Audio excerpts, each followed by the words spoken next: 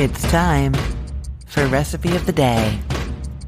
A couple of months ago, I answered a query from a reporter about tips for making the best Reuben. I saw the query and I was like, whoa, I have a lot of opinions about this. And so I sent my answers and she ended up using them in her article, which I will link to in the show notes for this podcast episode. But yeah, that article doesn't have a recipe for Reubens in it. And so I was like, you know what? I need to put a Reuben recipe on my site that incorporates these tips. So where do these tips come from? My parents had a deli when I was in my teen years, and there was a Reuben sandwich on their menu that was so delicious. I used to order it for lunch all the time. So I have eaten and made more Reuben sandwiches than the average person for sure, and watched even more of them being made. My mom had it down pat, perfect technique, perfect Reuben sandwich. And so, in answering that reporter's query, I was like, I am quite the expert on this and I didn't even know it. And so now here is my recipe with all of my overly detailed expert Reuben making tips. I promise you, if you follow my advice, you're going to have the best Reuben sandwich you've ever tasted. So the biggest issue when it comes to Reuben sandwiches is sogginess. You end up with soggy, smooshed bread. That happens a lot. The other issue is the temperature. You end up with a Reuben sandwich that's like nice and warm on the outside, but then like coagulated cheese, cold sauerkraut in the middle, like you're biting in and you're like, crispy, warm, oh, cold, like that. We don't want any of that. So I am solving both the sogginess problem, the temperature problem, and also the mushy bread problem or smushed bread problem, which is kind of related to the soggy problem, but also a problem of its own. So that is what we're doing in this sandwich. And you know what? It's not actually that hard to fix all of these problems, so it's not going to take that much longer to make the sandwich, which is a good thing, right? So I'll just quickly tell you the main parts of the tips, and then I'll jump into the recipe. So first, you do need to drain the sauerkraut really well. Most people do know how to do this. You put it into a fine mesh sieve over a sink or bowl, and you just squeeze it and push it really good till all the water's out. But the other thing that you need to do, and this is what my mom did, is lightly fry the sauerkraut. You want to toast it in a warm skillet, and that's going to evaporate out even more of the juices, and it gives a lightly caramelized flavor to the cabbage, which is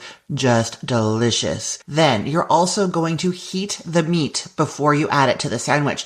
I see it all over the internet and in cookbooks that when people are making Reubens, they're just assembling the sandwiches like fully and then grilling both sides. And if you have a nice thick Reuben sandwich, there is no way that your sauerkraut and your corned beef in the middle are going to be nice and warm before the outside of the sandwich burns. And so what happens? Nobody wants to burn the outside of the sandwich, so they pull it off the grill when it's nice and toasty outside, and you're right, it's cold in the middle. So we're gonna warm up the meat when we're toasting that sauerkraut and even add some cheese to the meat at that point so it starts melting as well. Then the other thing we're going to do is toast the insides of the bread, not just the outsides. That adds an extra moisture barrier because there's going to be some butter or margarine there, which acts as a barrier to wetness. And also the toasting helps give the sandwich a little bit more structure and keeps the bread just a bit sturdier so it's not just moosh. Okay, so those are the main tips. Now you understand why we're doing what we're doing, and I will tell you how to do it all. You will start with 2 slices of bread. You can use marble rye. That's pretty standard. My parents used to use pumpernickel at their restaurant,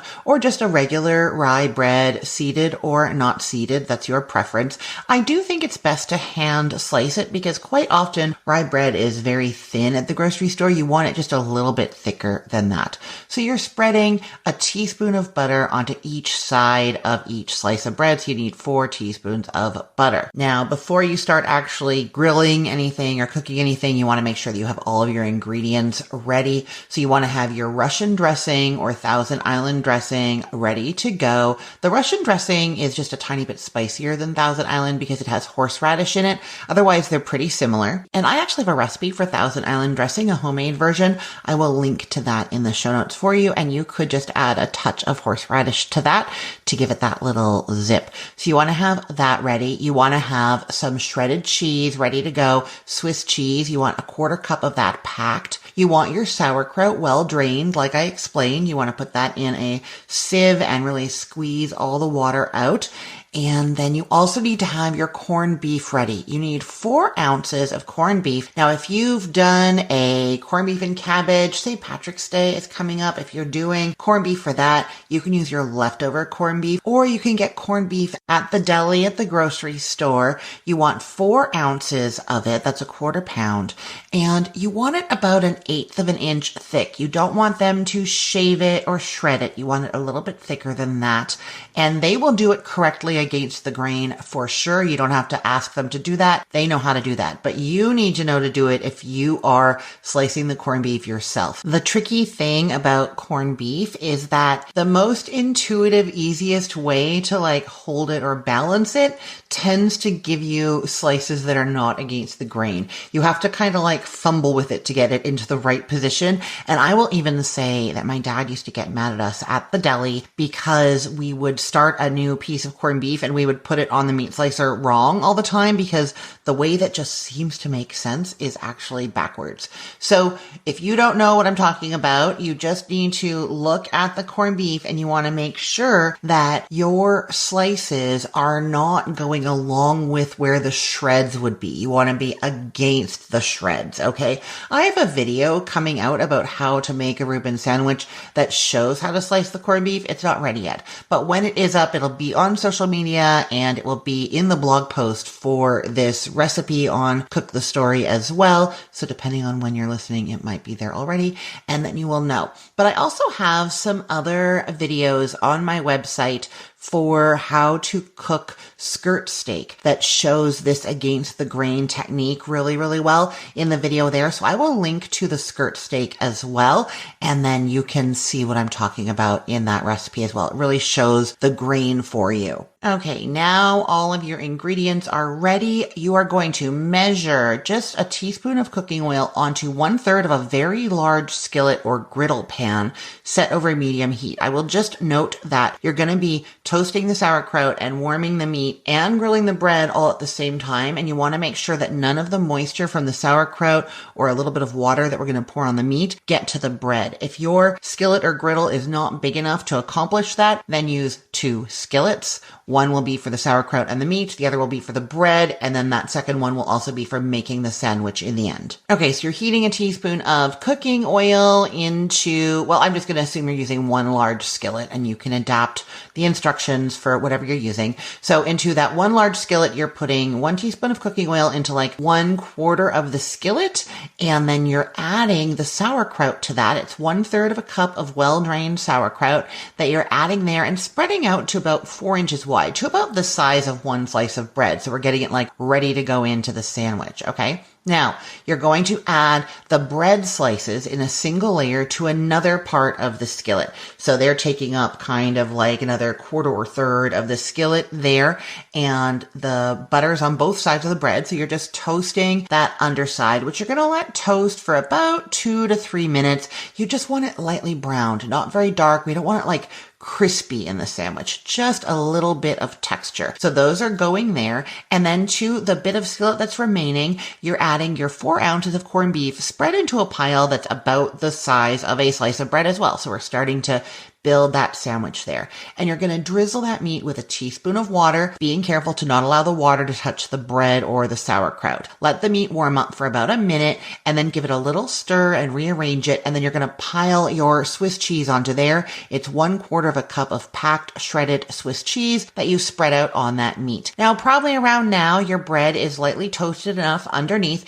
You're going to flip it over and spread that lightly toasted side with about a 1/2 teaspoon of Russian dressing per slice of bread. If you like more dressing, do more. I don't like very much, so a 1/2 teaspoon on each bread is enough for me. So now your lightly toasted sides have the Russian dressing on them and they are facing up. Your untoasted sides are on the bottom starting to toast. Okay. At this point, you're going to use a spatula to transfer the meat and cheese pile onto 1 slice of the sauced bread and then give the sauerkraut a little stir. It should be lightly browned in places. Pile that on top of the cheese and then invert the other slice of bread onto the top of the sandwich, sauce side down. And you're going to continue. And now your sandwich is essentially built. Press down on it a little bit, which will help start fusing it together. And then you're going to cook the sandwich, flipping it every now and then until the cheese is melted and the outer sides are lightly browned. And you're going maybe a little more browned on these outer sides. So the idea here is that we're not letting it get too dark. That's why we're flipping it every now and then. And then that's distributing the heat through the middle until the cheese is melted, everything's heated, and the bread is crisp outside. Transfer the sandwich to a cutting board, slice it in half, and serve it with a dill pickle. So good. I cannot wait for you to try this ultimate Reuben sandwich using all the tips that I've learned from my parents at their deli. You're going to love it. I'll put the link to this recipe in the show notes for this podcast episode, or you can head to cookthestory.com/ROTD and get it there. Everything there is arranged by date, so it's helpful to know that today is March 3rd of 2026. I'm Christine Pittman from cookthestory.com, thecookful.com, cookfor2.us, and this podcast recipe of the day. I hope you have a great day. Let's get cooking.